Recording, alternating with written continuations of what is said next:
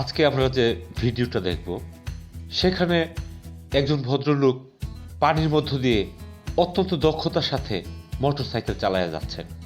নদীর এক ঘাট থেকে আরেক ঘাটে তিনি পানির মধ্যে মোটরসাইকেল চালায়া পৌঁছায়া গেলেন। এতটাই কনফিডেন্টলি গেলেন, দেখে চমকে যেতে হয়।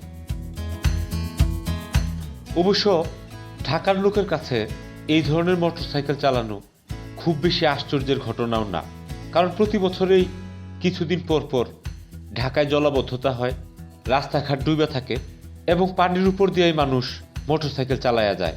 তো যাই হোক, এই ভিডিওটা রিসেন্টলি ইন্টারনেটে ভাইরাল হয়েছে এবং এটা নিয়ে ইন্ডিয়ান সংবাদ মাধ্যম এনডিটিভি নিউজ পাবলিশ করছে এবং ভিডিওটা শেয়ার করছে।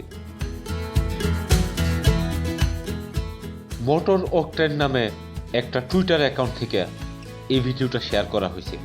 ক্যাপশনে লেখা হয়েছে, ইচ্ছা থাকলে উপায় হয়। সেটার একটা পারফেক্ট উদাহরণ হলো এই ভিডিও।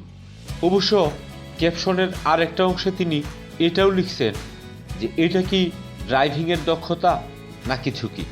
সোশ্যাল সাইটে এটা নিয়ে নানা ধরনের কমেন্ট আছে।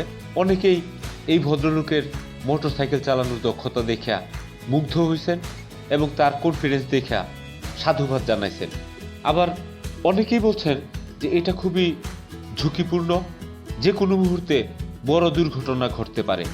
এছাড়া মোটরসাইকেলের ইঞ্জিনে পানি ঢুকে ইঞ্জিন বিকল হয়ে যেতে পারে। অনেকের বক্তব্য হইল এই ভদ্রলোক ছোটবেলা থেকেই এই অঞ্চলে থাকেন, এই নদীটা তার পূর্ব পরিচিত।